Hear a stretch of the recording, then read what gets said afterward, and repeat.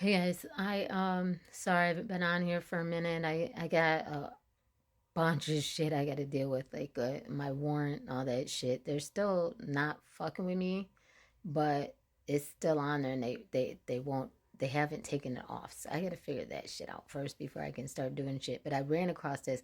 I really want to put this out there because a lot of this police shit has been going on or whatever. Is this corrupt bullshit, them killing motherfuckers, pulling you over.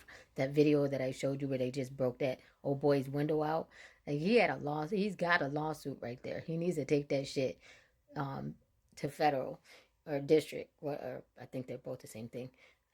That's the one thing I'm having a problem with right now with my warrant. I think I need to send things to federal court, and I've been sending them to state because state is more commercial, or in federal deals with all, something like that. Anyway, this this sheriff, or I think he's an ex-sheriff, he's telling you, I don't know if something happened to this guy, but I want to show you this other video too that I found where this guy, this ex-sheriff, is from Texas. He actually has classes and shit too that he's doing now. So he's gonna teach y'all how to do this and a bunch of other shit that I was learning too, that you guys are learning too. So you might find him helpful. But Also, there is an ex-prosecutor from New York that got on here talking about how they run shit, the same thing that we're telling you right now. She must not have known it because some people don't know it. Like some of these judges or shit, or they do know it and they try to be cool, but they know that they swore an oath to not. They have to play by the rules, and so do the officers, but they know, and it's their choice to do what they're doing. So, but anyway, this sheriff, um, he says a bunch of shit that I want you guys to hear. And there's like 10 or 20 things, just like when I tell you like the things to say in court, these are kind of the same things you say to officers when they pull you over, or some of your rights or whatever. Um, you'll see on there where you can just look it up on YouTube and you can watch some of the stuff that I didn't put on here.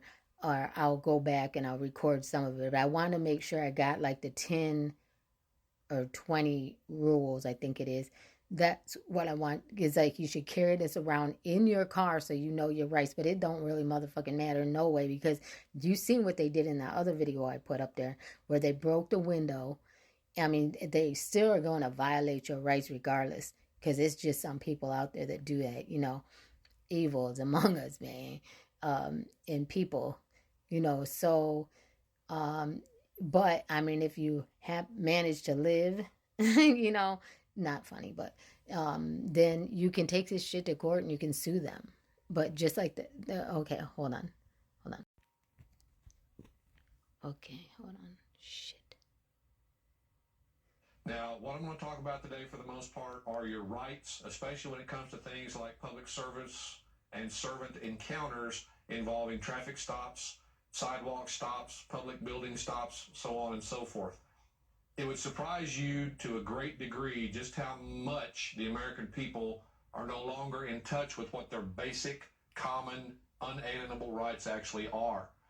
We've been indoctrinated into surrendering them to the state and to those that we judge to be in authority over us for far too long.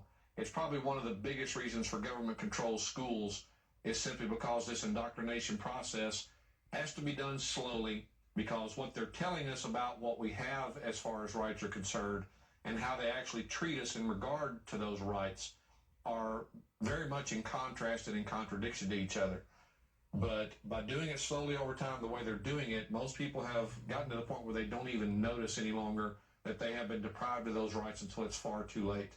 This is the transportation script that I wrote and am currently recommending for use whenever you're engaged in any type of public interaction, most appropriately a transportation stop, but it can be used in any situation where you're having to deal with any type of public servant who is attempting to exert some sort of I'm just gonna device with you.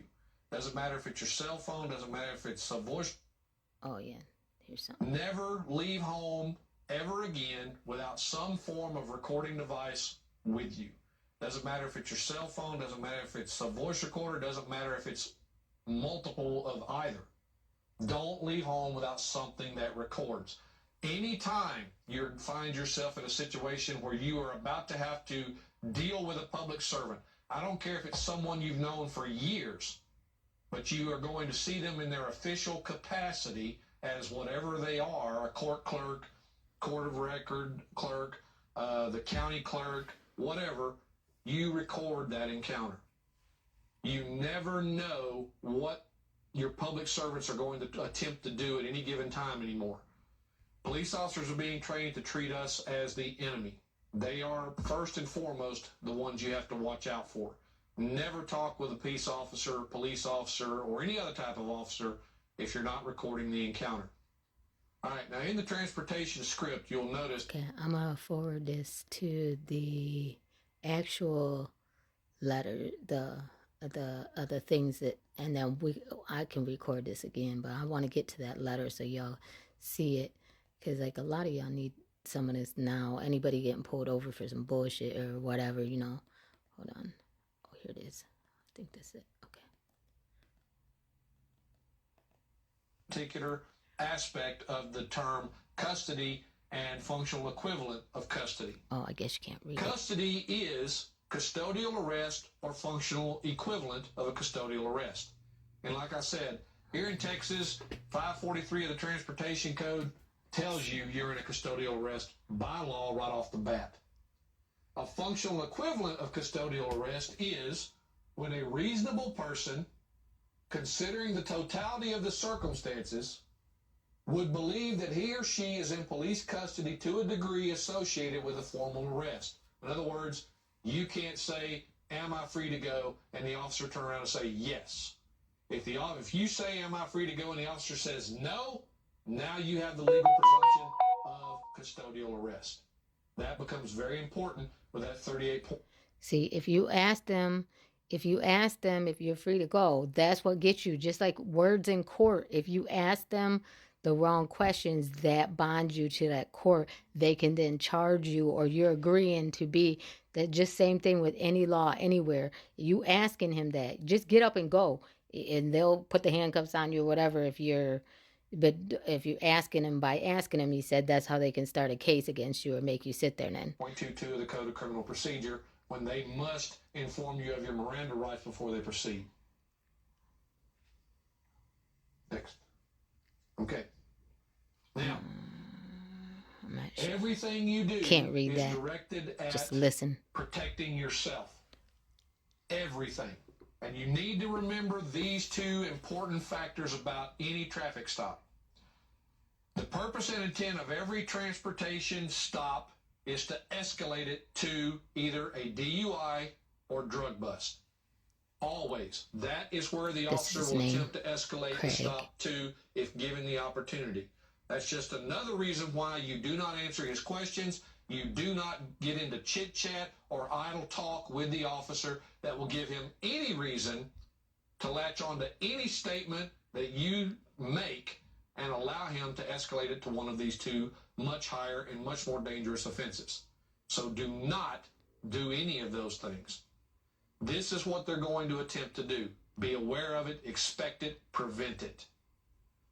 Do not attempt to educate the officer. Don't tell him what his job is. Don't tell him who you are. Don't tell him, this is what the law says you have to do. I know my rights and blah, blah, blah. You're attempting to educate an officer on the side of the road.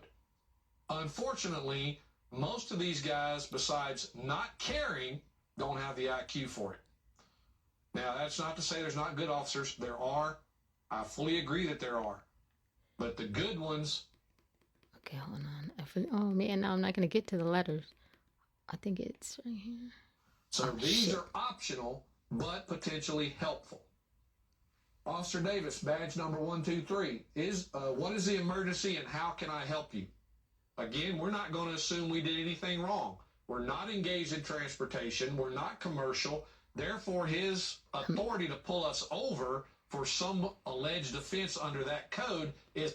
I'm going to have to come back to it. I'm sorry I didn't have enough chance because I wanted you to hear that. I'll record it again. Hold on.